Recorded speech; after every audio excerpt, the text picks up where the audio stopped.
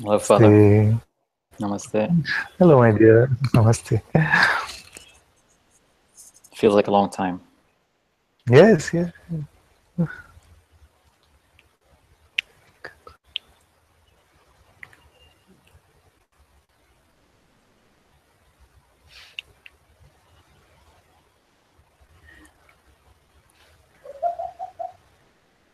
Okay. Why are we in Satsang?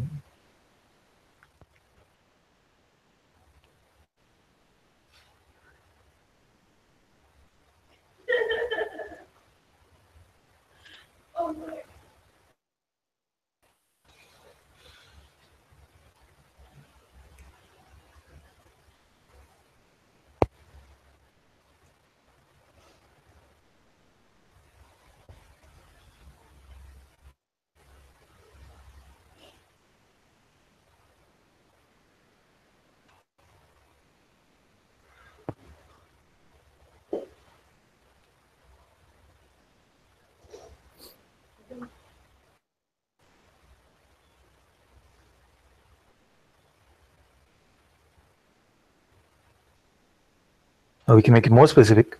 Why are you in Satsang?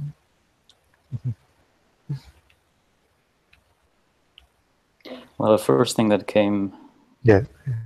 when you said we, and it's a little bit different, You can answer that. That's okay. Yes. is that truly we cannot be out of satsang. Yes. How do you mean? But we can only pretend to be out of truth.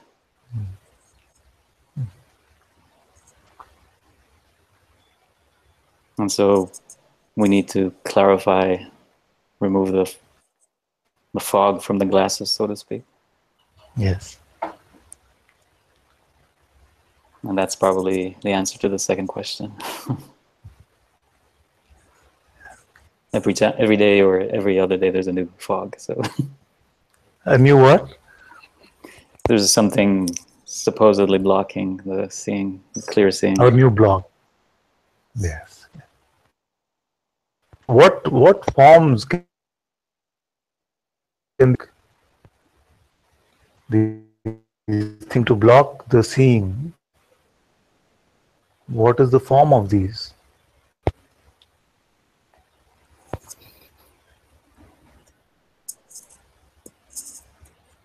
Just thoughts. His thoughts.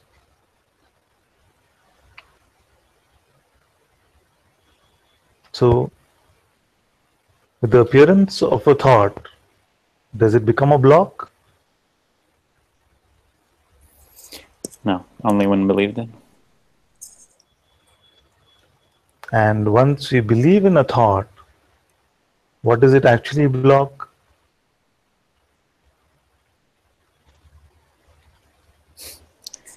The one who believes in the thought.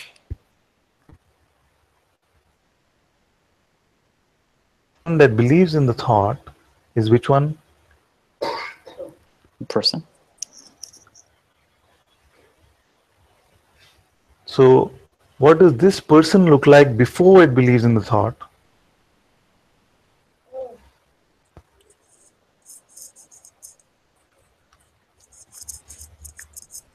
It's not there. But we just said that the person believes in the thought. So it must be there to believe in it, no?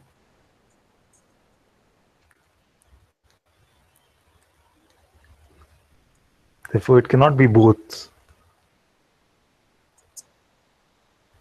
So that the person believes in the thought, but the person itself is not there before the belief.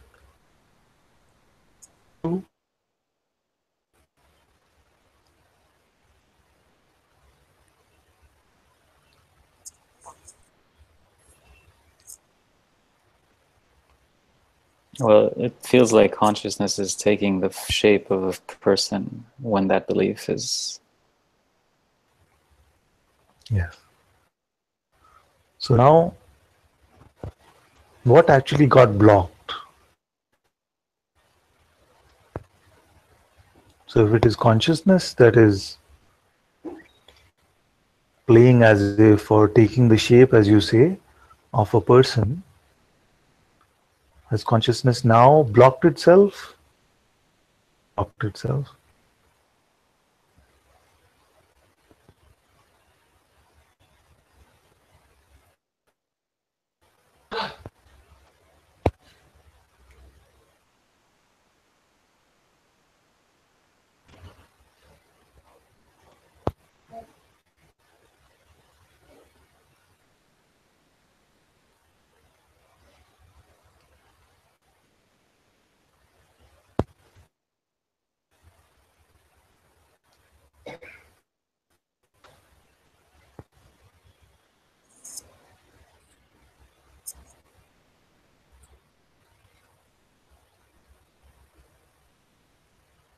Clear seeing.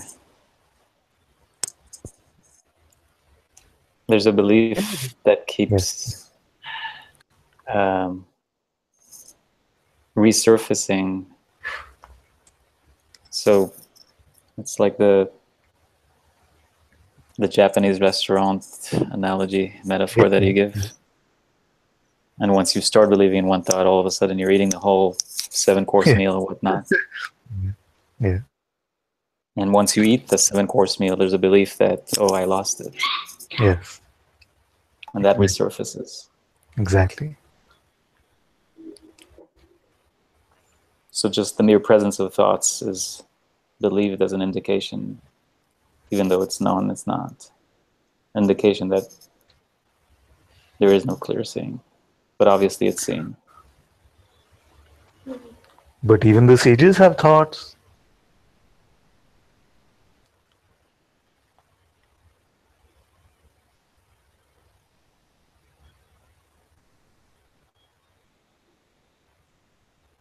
So if the this thought would mean that there is no clear seeing, then that would make it just too difficult, because I have not met anyone who doesn't have a single thought.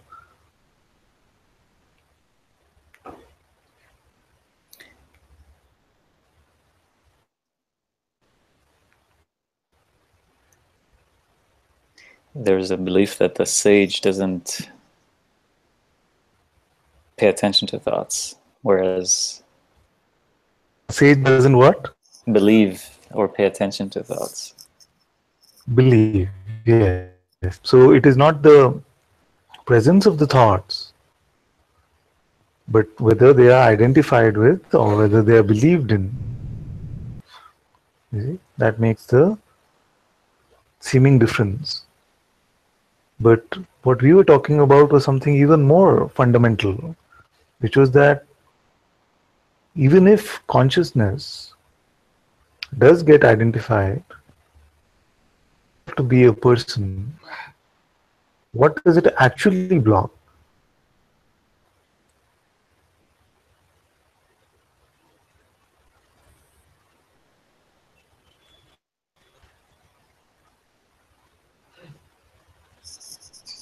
Cannot block anything. Cannot block it. It's just a different experience. Yes. Yes.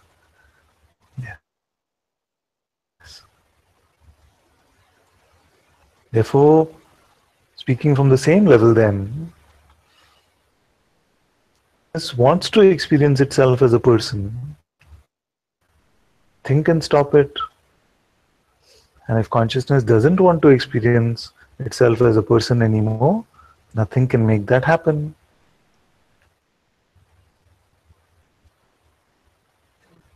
You see?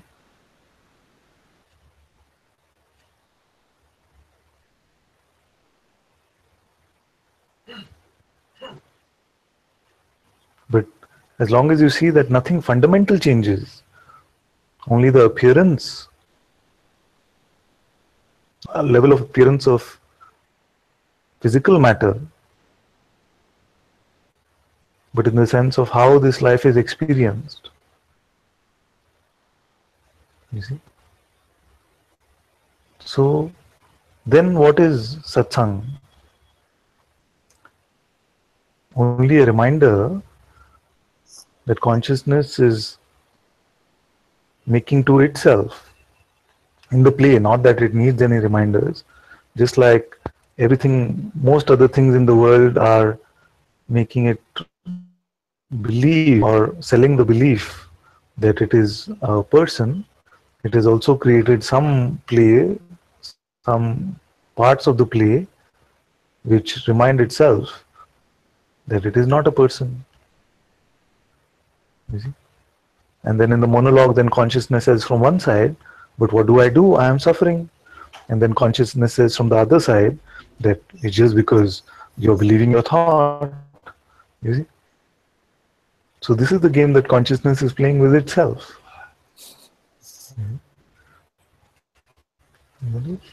So when it puts,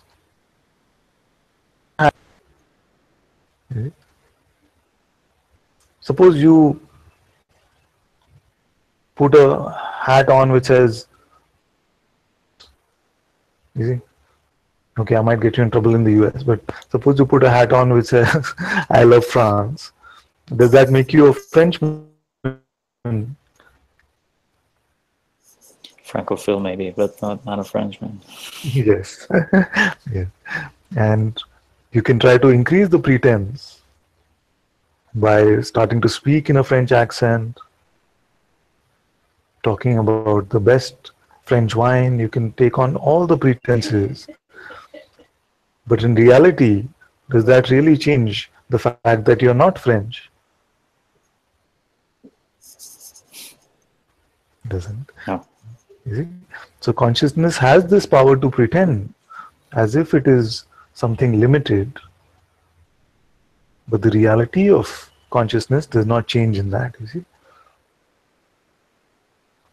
So the idea of the block is a big part of the pretense. That's what we are looking at today, because it can feel like something is really getting in the way, and we give more reality to our beliefs if we say that it actually can block something. You see, that's why I love the word pretending or pretense a lot more, because in the word pretending, it is much lighter, you see. Really happened, it is just a pretense. And just to look at it in this way, then makes it not as much of a struggle as it can seem like sometimes. You see this? Now, if be blocked, you see, you can only say this from the perspective of consciousness, you see, and ultimately say this from the perspective of that which is aware even of consciousness. But as Ron, these words might not seem to have full resonance, you see, because if you're in the Frenchman pretense, you see, and I say that, oh, they have some nice vineyards in California, you say, no, no, no, my French vineyard, nothing, I can't even put on a French accent. I can do it. I can do it. Sometimes I can do it. Right now it's not. Right now the pretense is not happening so well. So, from that perspective of the pretending one, then it can seem seems like a concept. It can seem like that the fact that there are no blocks and that you are free already itself will sound like a concept. So if you step back from this pretense and check right now, if you're truly bound in any way, what do you find?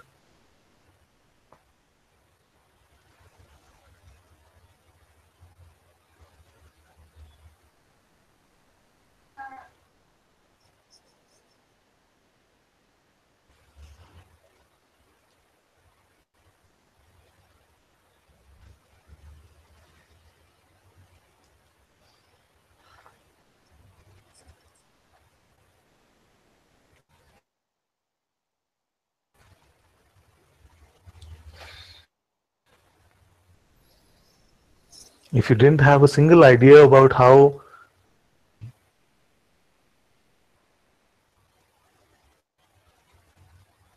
and you were just to check right now, can you show me the bondage in your block?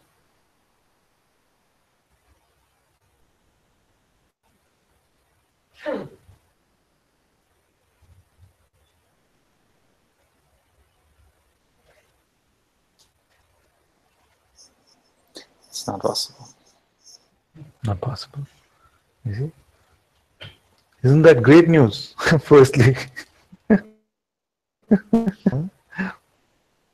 you see, we're, we're searching for freedom, but when we check for bondage right now, we don't find it. So that itself, firstly, must be a cause of big celebration, because that which I'm looking for, presumably, is already here. You see?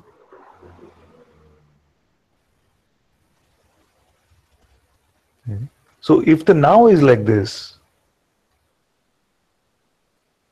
possible trouble can there be?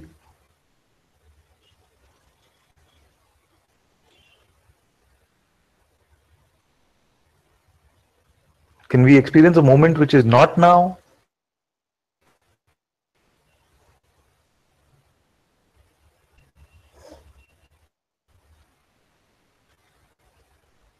I think what's happening here is that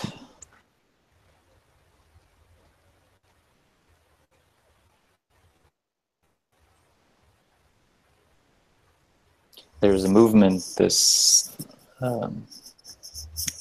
famous oscillation that Guruji talks about between being in quote-unquote formal satsang, whether it's with you or just reading a book or listening to whoever other teacher I follow.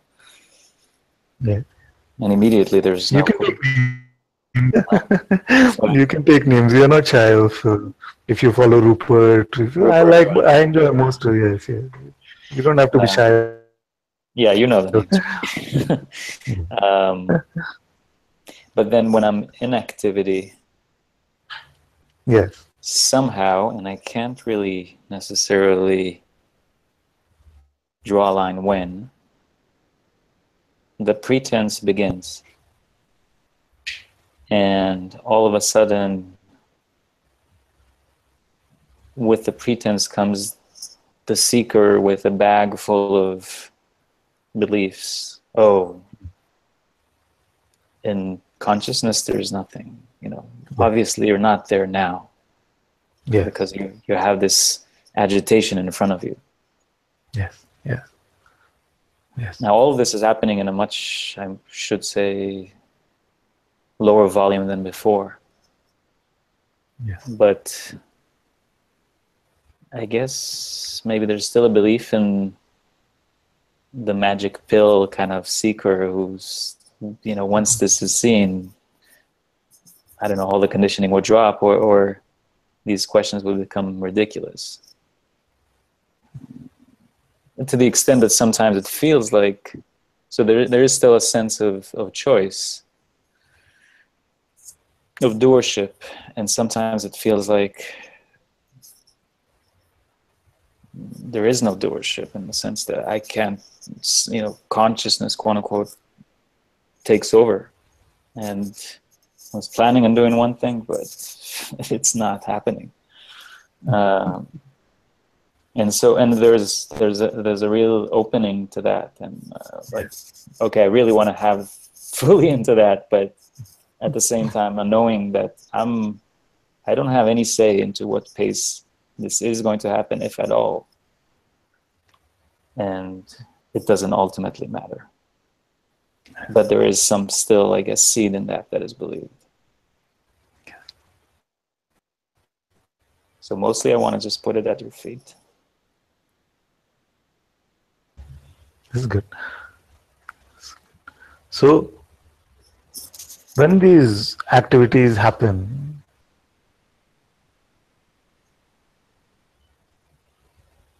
there are usually two ways in which we experience them. One, when they're happening, it seems just automatic.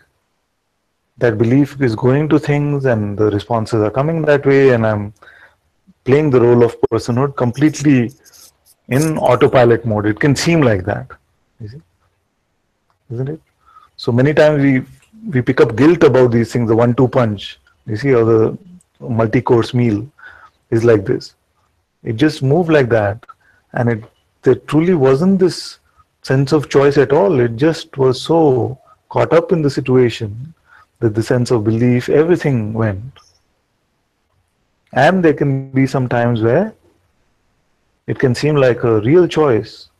Okay, these thoughts are coming, just saying, I must do this, I must confront this one like this, I must say this. You see, these thoughts are coming like this. And it can seem like there is a choice with them, whether to pick them up or whether to just allow them to come and go. You see? Now, as we have been coming to satsang, the times where it seems like a choice, more, you see? There's more space, more distance, where these times seem more and more. That's why we allow ourselves to let go more and more, and that's how things have become lighter than before. Then, as these moments become lighter, then you will find that even in those times, which seemed like so automatic earlier, now there's this sense of choice that comes. I can just allow them to come and go. You see? So as space is opening up for the rest of it, then more space is going for those which are the core identities also, which seem to be so just reactionary that we didn't have a sense of time or space to believe or not to believe. You see? Then more space comes to believe or not believe. You see? Then you will find that in most situations it can feel like there is this simple choice whether to get on the bus of these thoughts or whether to let the bus just come and go. So it will become lighter and lighter in this way. Then you will find that that which was so sticky earlier, now it's losing its stickiness. You see? As Adya says, the Velcro thoughts will start to lose their Velcro-ness, you see, in some way. They'll start to become less and less sticky. Then you find that it's a very, very rare thing which really gets you to give it some belief. And there is no 100% in this. Everyone, every expression that I have met has bought some identity, has bought some story from the mind. The time for which it has been bought and the quantity which is bought, that keeps reducing till it becomes almost momentary, you see. It becomes very less. The funny thing with this is that and very rare things are being picked up. Even this sense of seeming choice starts to dissolve. And I go, then that would seem like a choice which I was making, that is also clearly seen and seen that no, it was not a choice, it was just the play of grace, the play of consciousness itself, because we are realizing that never was a person here anyway.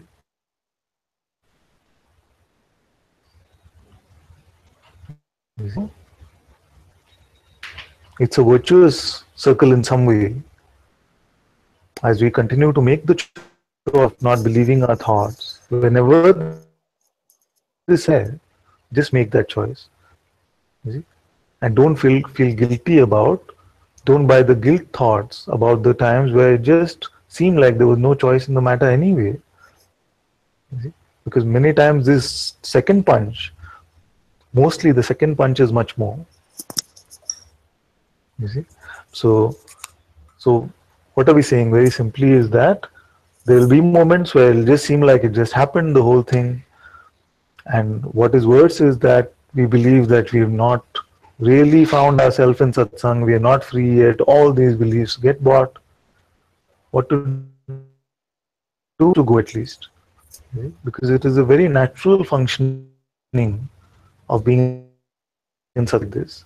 That is why I've started so much to make a distinction between the recognition, which is becoming so clear for all of you, and the dropping of all conditioning. Because there can be this idea, which itself is an idea, that the instant the recognition of who I am should happen, in that instant all conditioning should be dropped. You see? Now, when it doesn't play like that, we start questioning our own recognition. No way, when you answer the question, are you aware now, that the recognition has not happened actually. You see, if you're answering it from a place of looking, then there is no way that the recognition is not happening. So the recognition is there, but we question our recognition because the conditioning still continues to play.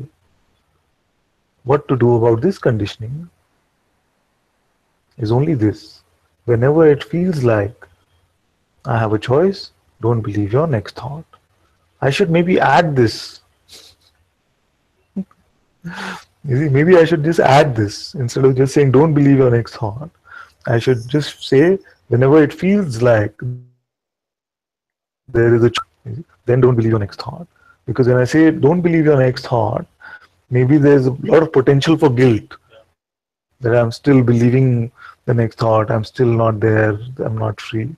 So maybe we should just say like this from now on, saying if it feels like there is a choice to, then in that case don't believe your next thought. If it doesn't feel like, then anyway there's nothing to do, it is just going to happen anyway, isn't it? So that I feel will make it lighter, isn't it? It seems there are some comments coming from the room also. Then we can continue. It's more of a question, Ananta, especially now for me. Yeah. Does involvement by default mean that I'm believing it? Because involvement in what? In the physical activity? In the physical activity. Yeah. No, it doesn't. Yeah. So that many times only just feels like a flow. Yes. And of course. I'm doing stuff. Of course. Because this is a very important point. Because the mind can say that the not believing of the thoughts must be a very inert state.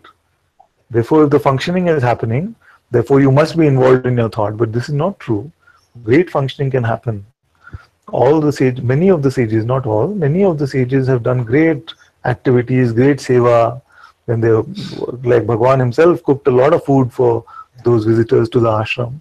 You see, so deeply involved in an activity can happen. Deep involvement, deep engagement in an activity can happen without our picking up the ideas, picking up this conditioning. You see. Yeah, for me, it feels like a flow. Yeah. But also, I cannot for sure say that there was no intention. There's also some intention that, okay, this needs to happen. Yeah. And then, that arises and then it becomes a flow. But I'm not sure whether there's a belief there or, there's doership there. Sometimes it feels that there is nothing. It's just a flow. And to check whether it is a versus a strong sense of what it must be or not, you can just check whether if the outcome was not in the way that the intention was, does that come with suffering or is that light? There is probably no prerequisite even for an outcome. There is just there's just a intention or desire to move. That's all there is. And this sense can be there, but if there is not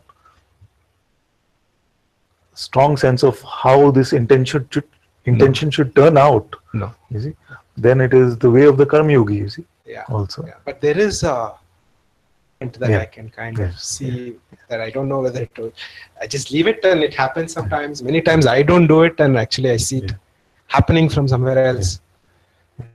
As the movement is happening, do you experience it to be a joyful movement? No, I can say more like just. Is it like an enthusiastic movement? Yes, very enthusiastic. It's fine. I don't know, enthusiasm. Yeah, it doesn't feel like there is resistance. It just feels like I shouldn't. It feels like there is resistance if I forcibly don't do it. Yeah. Yes, exactly. Yeah. So in this way, then there's all these movements can happen. So we can say like this, that there can be a mild intention. We can say Bhagwan saying that I want to cook food for my devotees that come to the ashram. But if it doesn't happen that way, another questioner comes, then urgent burning thing. Then if it goes another way, he's not suffering because of that, you see. So it is just like playing the game in some way, but very lightly. Yeah. It is not a real, really strong feeling, not coming out of our surrender in that way. When we talk about intention, usually it is that, yes, yes, this is my goal, this is the ambition, like that. And then when it doesn't show up in that way, then we feel like, oh, it didn't happen, and that can bring suffering. You see? Yeah, it's not. It's almost like a feeling. It's almost like movement itself. Movement. Yes. That's fine. Okay, coming back to Ron. Yeah, I think a lot of that resonates with me as well. In the grand scheme, I can say that even in moments after supposedly there was some guilt even bought, or it's still a flow. I mean, there's much more space. I'm not, Yes. like I'm intending to do one thing, and then it's some other thing happens, and it's just so much more space than before. I can see that,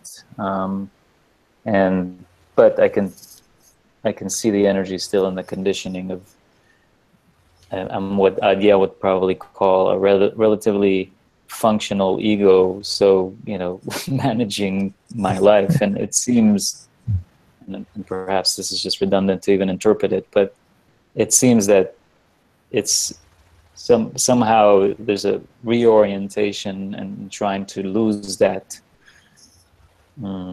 functional ego in control of supposedly of life and daily activities.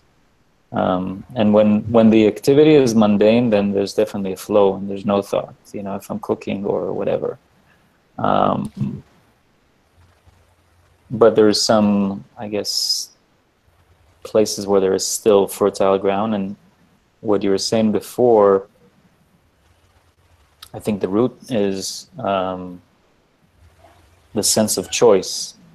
Yes. Because when there's a flow, there's no sense of choice, or it really doesn't matter. Like if I'm cooking and I'm just opening the fridge to pick up whatever's there. Yeah, exactly. There's no strategy on what vegetable is going to go in the pot.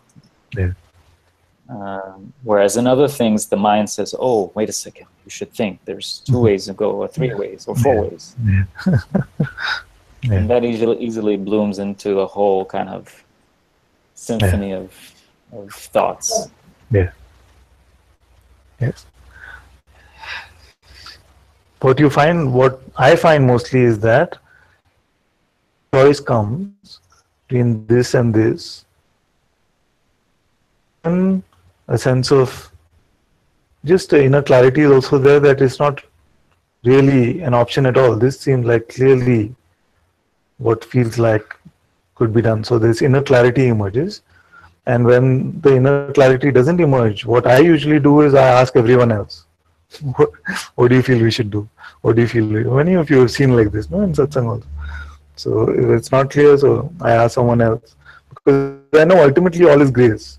So even that seeming burden of picking up these choices and contemplating them, evaluating them, seems like it is too much. So I just ask someone. Now if there's no one who can be asked about it, then what I do is I just let it emerge on its own. Then, although it might seem like a choice, it really isn't. I just make this seeming choice of not choosing, you see, till it is completely clear from the heart as to this is the way to go. So then that makes it quite light. When there's these conflicting ideas about choice, you see, then to get involved with that and try to pick and choose and to, evaluate those decisions, that seems quite meaningless mostly here. So I just ask my family whatever they feel in their heart to do, I'm okay to go with that. Even if their choice is coming from the mind, I'm actually okay to go with that, because I know that ultimately is all one flow of grace. I just can't trouble myself enough to go with my mind in terms of going to the mind and saying, okay, option A is 50% better than option B, and what should be done. It seems like too much work. I'm too lazy for all that. And then if there is actually nobody who can even guide like that in that way, I just leave it. Emerges. And many times it's also seen that what was decided, or the sense that this is the way to go, this feeling is there, at the last minute it can feel like, no, but the feet are moving in the opposite direction. You see? And that itself shows you that this seeming choice making, decision making actually is really nothing, because in spite of choices, many times they've just done the opposite of what was decided. Yeah, it's kind of like that. I mean, and sometimes it feels like there's still some mental noise going on and decision making, but deeper sense of just keeping quiet and waiting for that intuition to come. Yes. But of course, sometimes it's not, or at least for me here, it's not always clear, that intuition, or at least it's not coming in the time frame, let's say, that the mind puts for that choice. Yes. Yes. Yes. Because it doesn't, which is actually a great blessing, it doesn't dance to the tunes of the mind, you see. Just imagine if the intuition was to start just being a servant to the mind saying, okay, intuition, what you got? And the intuition is standing up and down, saying, yes, yes, master, this is what I have. Then it is the reverse position, isn't it? When the mind just gets like this genie, which will answer all requests and say, yes, yes. So it doesn't dance to the tunes of the mind. It's like, oh, I really need my intuition now. Where is it? It will become completely quiet. Maybe. Because it is not meant for that. In fact, as I've seen it here, I found that to go to intuition about things which are just seemingly personal, just like this, worldly phenomena, it doesn't. The impulse to go to intuition for that is very minimal. Actually, it feels like that intuition is this voice which is speaking these words in satsang now, and to go to it for some very selfish sort of decision making seems like, just feels like it is not what the purpose of this intuition is for. It is not meant to make the life of Ananta better. It is just meant to share this sharing in Satsang, sharing of the intuitive truths which are being discovered here, sharing of these insights. And most of you know anyway that I don't pray also for anything specific usually. My prayer usually is just that my Father's will be done, whichever way He wants to, is completely fine.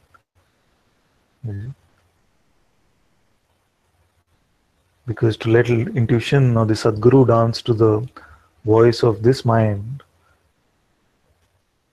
would be like a blatant misuse, but it doesn't even dance to it, so we don't have to worry about.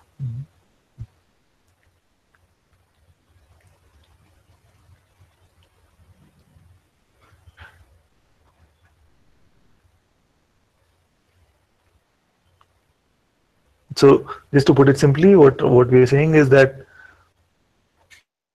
is personal, then don't necessarily expect intuition to help you.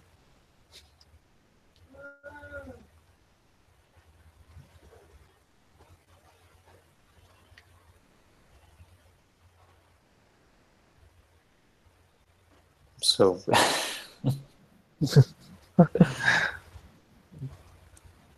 it doesn't matter, basically.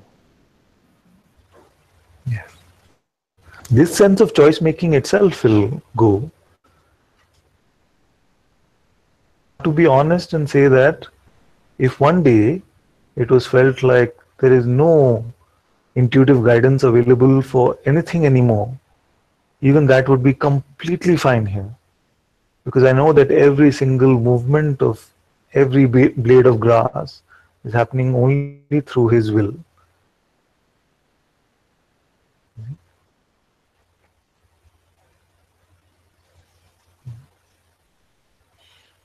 I think one thing that I interpreted or misinterpreted from Rupert that might have been causing too much havoc or noise is when he talks about what he calls the outward path and living from your deepest love and understanding. I think it's, for me, very easy for the mind to take over that and say, I'll figure out what's the deepest love and understanding, just give me a second, kind of thing. Yeah. Yes. So let's presume for a minute that it was not Rupert's guidance, because I don't want to say anything respectful to anything what these beautiful teachers are sharing. So there can be this too much pressure. So if this was Ron's question, that how do I live this? I would say that don't try to live this, because nobody really can live this. You see, because trying to live this is also coming from a sort of personal place, and you really cannot live this. It has to live itself. Therefore, when Guruji says, hand your existence over to existence, this is what is meant. It is not that we are trying to now live from the place of existence. It is just a simple handing over, that it is not my concern anymore. Now it is all your problem, highest place, lowest place. I don't understand any of this stuff. I'm just going to allow your presence to move. And it is not that in every moment I'm doing this audit and saying, okay, is your presence moving, or is my, is there too much person here? It's not like that. That's a very constricted state. So we just let go of it in that way, and we're not trying to live it, because trying to live it would seem like too much pressure, you see, too much burden. The one that has been living it is this beingness itself, this consciousness itself. And consciousness is playing the game in this way. But if you take on the burden of, see, what is really happening? Awareness exhibiting itself in a phenomenal form of consciousness, then putting on the pretense of personhood, you see, and then this person trying to behave as if it is consciousness, if not awareness itself, is too much of a loop, you see. So it is not like that. It is not, because many times it can be that spirituality brings on additional burden of we are trying to personally live as if we are consciousness.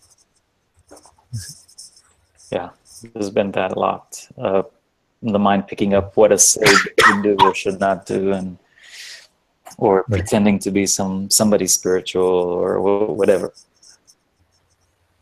Yes. So God pretending to be a person who is then pretending to be God is the biggest burden that anyone can carry. You see?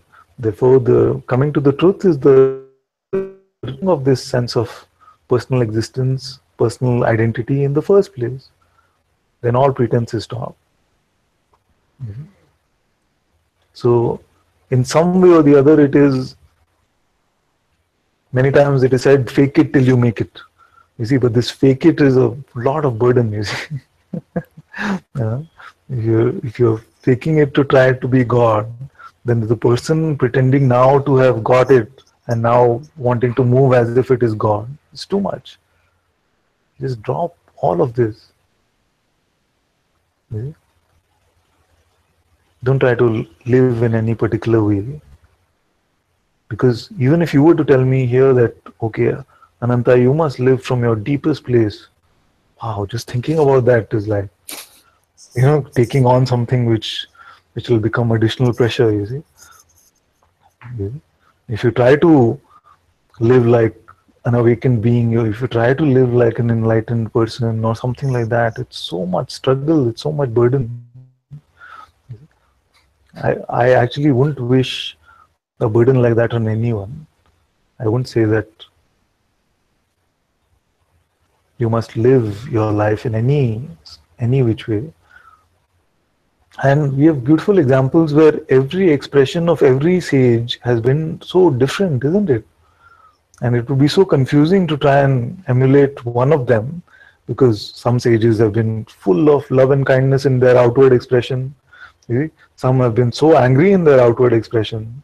Some have been completely silent in their outward expression. Some have just been talking in their outward expression. You see?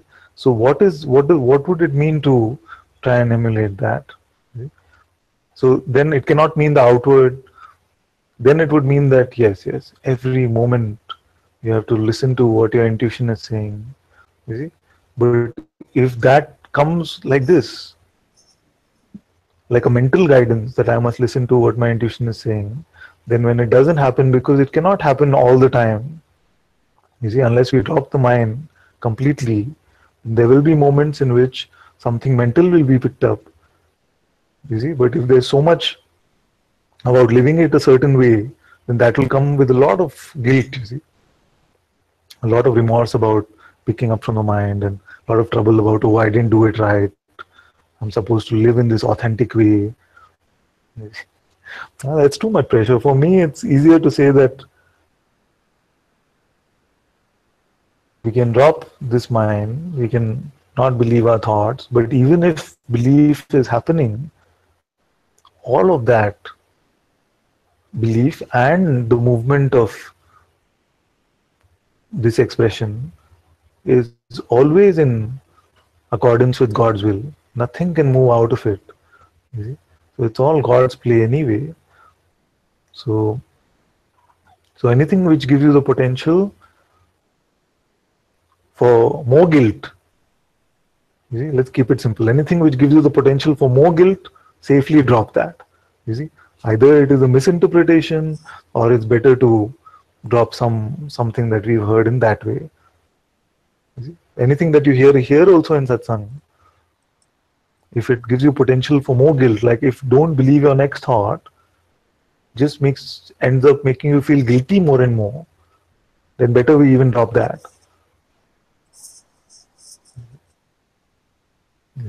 So because these pointings are meant to dislodge all of this stuff, not to give you additional things to be guilty about. Now, and it's been the same way. This is what happens when we give it to the mind. You see, the greatest sages have come, the greatest masters have come, prophets have come. You see, Jesus spoke very beautifully. But now Christianity can become like the biggest cause of guilt for a lot of humanity. You see? Because it is not because of what Jesus said, but how the mind has interpreted it over generations. So it's become like many Christians actually call it the religion of guilt. So that was not Jesus' intent.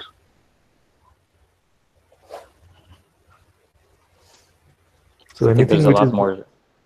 yes, yeah. There's a lot more space and understanding now of I don't know anything, Yeah. and it's so I mean, from looking from consciousness, so to speak, Yes. it's simple. It's simple, and there's obvious no knowledge, Yes. and it seems like every time there's a strong conditioning to get more conceptual knowledge, not necessarily related to satsang or teachings. Yeah. But even that seems like just a burden, because Again, serves kind of Exactly. that guilt trip of, oh, I should behave in such and such a way. Yes, yes, yes, yes. So I feel like we have a beautiful litmus test now. If you sense that this has potential to make you guilty, because somehow maybe in your this expression in this life, something is more attracted to these guilty, feeling guilty sort of things. So if Maybe I that was makes Catholic you, in a past life. yes, maybe that's it. You see? So this is a good litmus test. If you sense that something you pick up from satsang or you hear from anyone, but actually what is happening is that it's giving you some excuse to feel more guilty about yourself, then you can safely drop it. There are enough pointings out there. There's enough uh, questions, inquiries, which will point you straight to the truth without you having to pick on this burden of doing something properly or not doing properly and be about it.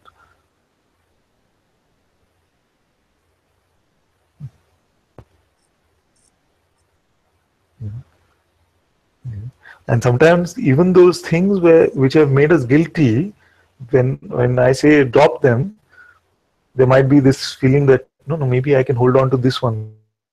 Everything actually can also feel like guilt has become like a comfort zone. You see, guilt itself becomes a zone of. So I say, okay, drop any pointing which has this potential to make you guilty. Then something can feel like, oh, he's making me give up all my candy now.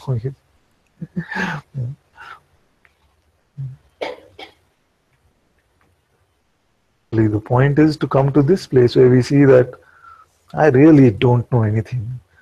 I tried this, but none of this works from the perspective of Ron. Now, if your deepest urge at this point of time would have been to get something for Ron, then you'll find many things which might work, seemingly work for Ron.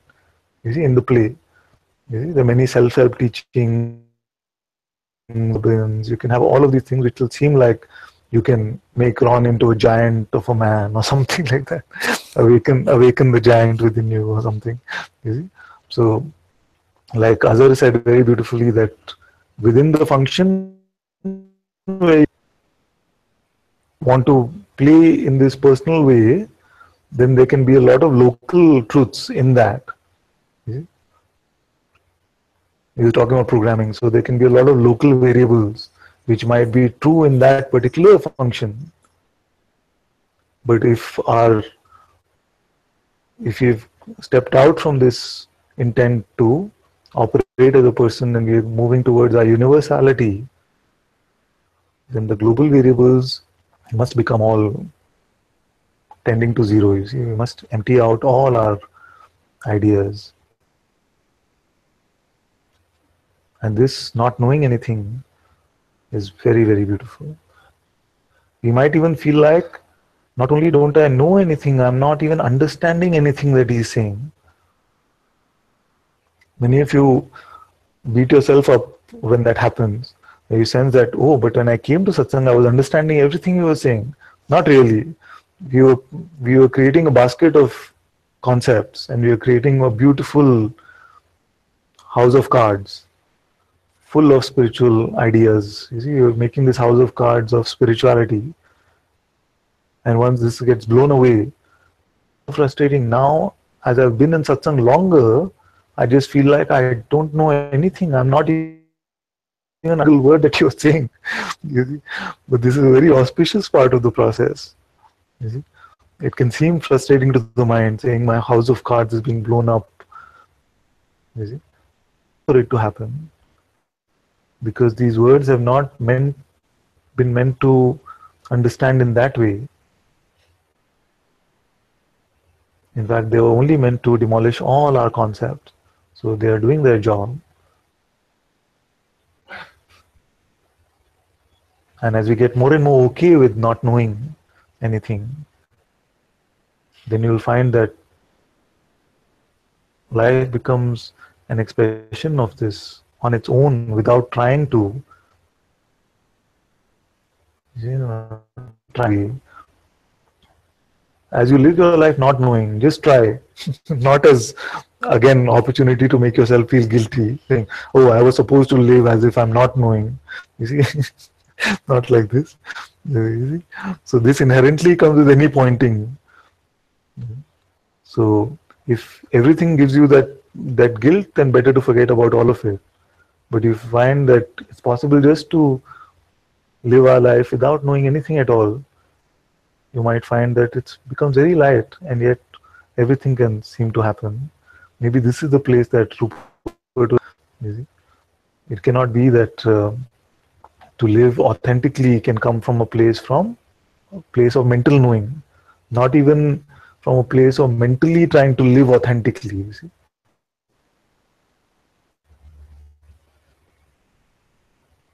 Have I confused you completely now, or is there something left to confuse?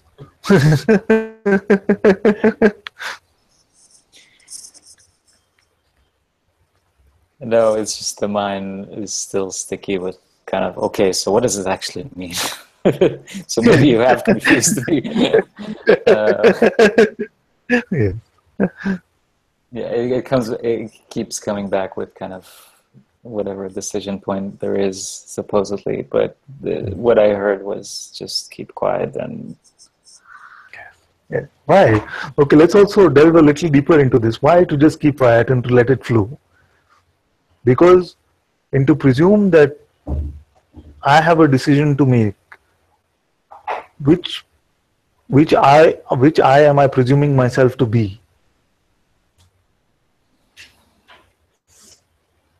The person. The person. So, and we found that there is no person that exists. We looked and looked. Therefore, this presumption of being an individual decision maker is a fallacy.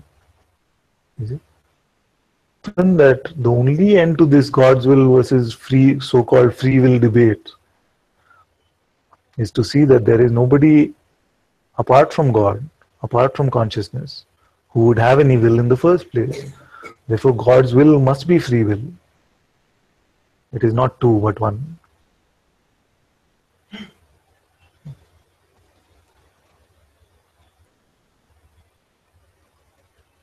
Yeah, but also practically speaking, I said, isn't it, that if there's a sense of decision to be made, then sometimes with great clarity is seen that actually it is not really a decision, it's just like a game being played, and I already know that this is what feels right, you see. So this sense can come sometimes, we can call this intuition. If that sense is not there, then we can, at least what I do is I ask around me, my family and the Sangha, if even it doesn't seem appropriate to ask them this question, or they're not, they don't have an answer, then I lose that idea that I have to decide something. And sometimes I just wake up knowing that this is what feels like it is the right next step. There's a sense of clarity which will emerge on its own. And if it doesn't emerge right till the nth moment, sometimes it can feel like there is no clarity about what I'm going to say or do next. You see? So, and yet you will find that when you're in a situation, then your feet move, your mouth moves. I'll tell you a funny story. When the sharing of satsang started here, there was this sense that something wanted to say, okay, what is going to be shared today? Do you have any idea? And the mind would come and say, but you're just going to make a fool of yourself today because you have nothing to say. It's all done. These kind of things. You try to build some fear about sharing of satsang. So what would happen is I would just come and just wait for the mouth to start moving on its own. Okay? And I would find some days it just moves immediately, some days it takes a few moments. Okay? So this was great satsang for me here, because you can just let it go and see, just watch if the mouth is going to move or not.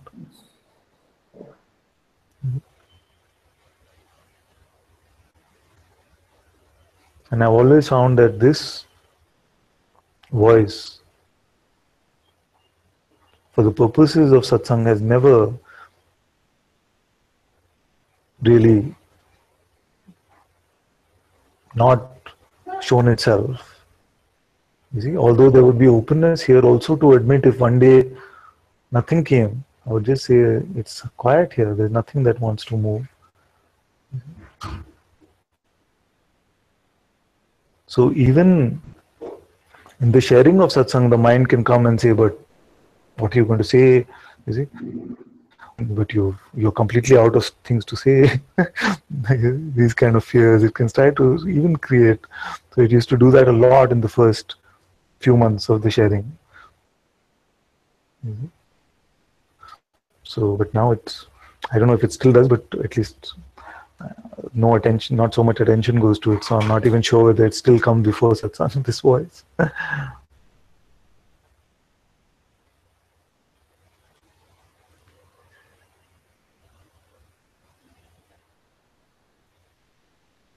And if this presence can speak from this space with such beauty, then I'm sure it can figure out what to do with these small decisions in our life.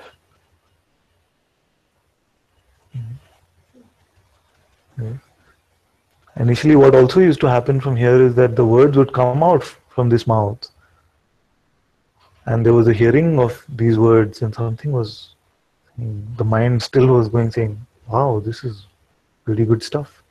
I have to be honest and admit that when the sharing started and the words would come, you see, there was something which was still evaluating the words, saying, not bad, not bad. You see? So all this is part of the normal human play. There's nothing to worry so much about that.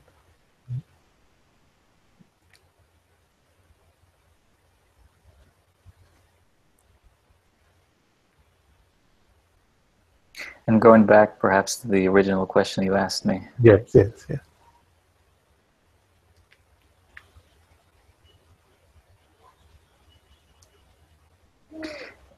One of the decision points supposedly that is coming is how to architect, quote unquote, life.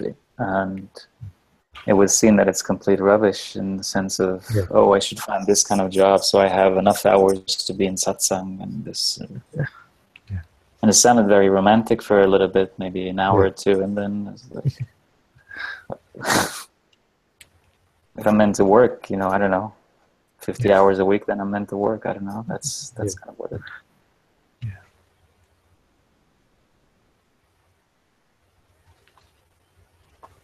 But it's my joy to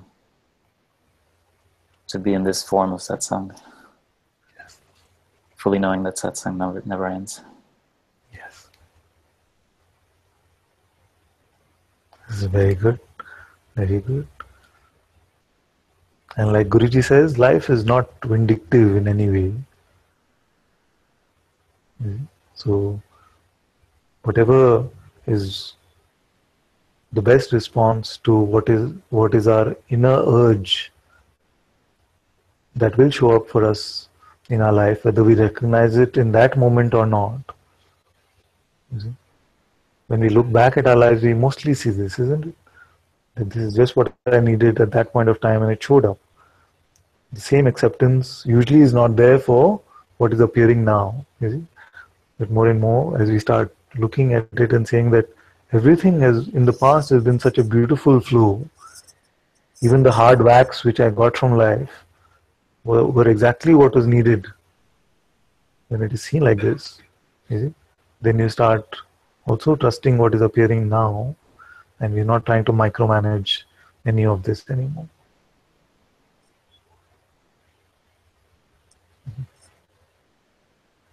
We have really no tools as a person because we don't exist that way, but we have no tools to manage this life. I used to joke earlier and say it's like with a twig we're trying to control the flow of the river. You don't know anything. Maybe tomorrow some crazy dictator can explode in a nuclear test which is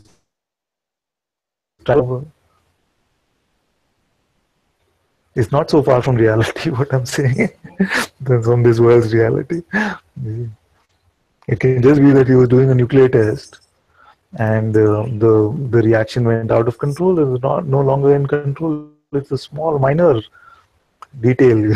It's all game over, finish. I wasn't sure if you're talking about Trump or North Korea.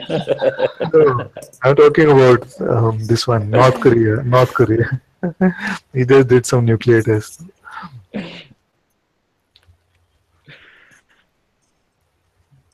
Thank you, Father. Thank you, my dear.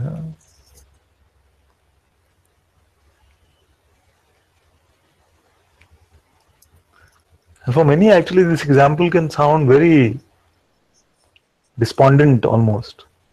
You see? But for me, there's a great sense of freedom in that. It's this sense of what are we trying to control and manage. And,